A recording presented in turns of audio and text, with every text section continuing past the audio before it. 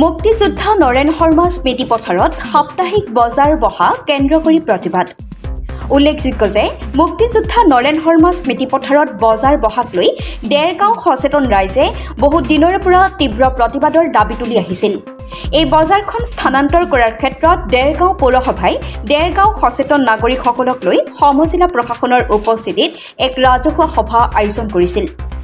উক্ত সভাত দেৰগাঁৱৰ সচেতন ৰাইজৰ লগতে নাগৰিক সন্থাৰ বিষয়ববীয়াসকলে নৰেন শৰ্মা স্মৃতি পথাৰৰ পৰা দেওবৰীয়া সাপ্তাহিক বজাৰখন স্থানান্তৰ কৰাৰ প্ৰস্তাৱ গ্ৰহণ কৰি পূৰ্বতে থকা ডেইলি বজাৰত বজাৰখন স্থাপন কৰাৰ সিদ্ধান্ত লয়। প্ৰতিবাদ বুলি নহয়, আচলতে দেৰগাঁৱৰ যিসকল থলুৱা আমাৰ বেপাৰীসকল আছে, চব্জি বেপাৰী আছে, সেইসকলৰ এটা সমস্যা আহি পৰিছে যে দেৰগাঁৱৰ যিখন নৰেন শৰ্মা স্মৃতি পথাৰত সাপ্তাহিক বজাৰ দেওবৰীয়া বজাৰ আছিলে, সেই বজাৰখন প্ৰশাসনে ইয়াৰ পৰা উঠাই দিয়াৰ ব্যৱস্থা কৰিছে, যাৰ ফলত তেওঁলোকৰ সমস্যাৰ সৃষ্টি হৈছে। এতিয়া প্ৰশ্নটো হৈছে যে অতীজৰ পৰা দেৰগাঁও নাৰিকলগুৰিত এখন স্থায়ী বজাৰ আছিলে, দেওবৰীয়া বজাৰ আছিলে, সেই বজাৰখন চলি আছিলে। পৌৰসভাৰ কেইজনমান স্বাৰ্থলোভী ব্যক্তিয়ে তেওঁলোকৰ নিজৰ স্বাৰ্থ পূৰণ বৃদ্ধি কৰিবৰ বাবে দেৰগাঁও নৰেন শৰ্মা স্মৃতি পথাৰলৈ এই বজাৰখন লৈ আহিলে। ইয়াত তেওঁলোকৰ বহল হ'ল, বজাৰখন বহল কৰিলে। বহল কৰাৰ পিছত আজি পুনৰ ইমান বছৰ ইয়াত চলিলে, আজি পুনৰ পৌৰসভাই কৈছে যে এই বজাৰখন উঠাই দিব লাগে। এতিয়া কথাটো হৈছে এই বেপাৰীসকল যাব ক'ত? এই বেপাৰীসকলে তেওঁলোকৰ উৎপাদিত সামগ্ৰীসমূহ যিসকল শাক পাচলি আছে, সেই সামগ্ৰীবোৰ তেওঁলোকে কি কৰিব? তেওঁলোকে ইয়াৰ পৰা উঠাই যি জেগালৈ লৈ যোৱা হৈ গ'ল, তাত ৩০ জনতকৈ অধিক বেপাৰী তাত বহিব নোৱাৰে। গতিকে তেওঁলোকে হয় ৰাস্তাত বহিব লাগিব, নহয় তেওঁলোকে য'ত ত'ত তেনেকে বহি পেলাই চব্জি কৰিব লাগিব। আৰু তেনে কৰাৰ ফলত কি হ'ব? প্ৰশাসনে আহি পেলাই তেওঁলোকক মাৰপিট কৰিব, পুলিচৰ মানুহে আহি পেলাই তেওঁলোকক উঠাই লৈ যাব বা তেওঁলোকক মাৰপিট কৰিব। গতিকে তেওঁলোকে কি ধৰণে জীৱন নিৰ্বাহ কৰিব তাৰ এটা সঠিক উত্তৰ লাগে। আমি এটাই বিচাৰিছো যাতে দেৰগাঁৱত এখন স্থায়ী বজাৰ হ'ব লাগে, সকলোৰে সুবিধা হওক, যাতে সকলো বেপাৰী ইয়াত বহিব পাৰে, সকলো যাতে গ্ৰাহকে তাত মানে গোটেই সুন্দৰভাৱে তেওঁলোকে বজাৰখনত কৰিব পাৰে, যিদৰে ইয়াত কৰি আছিল তেনেকুৱা এখন স্থায়ী বজাৰ তেওঁলোকে কৰিব পাৰে। আৰু পৌৰসভাৰে ইমান বছৰে দেৰগাঁৱত এখন স্থায়ী বজাৰ দিব নোৱাৰাৰ এটা লজ্জা নহয়।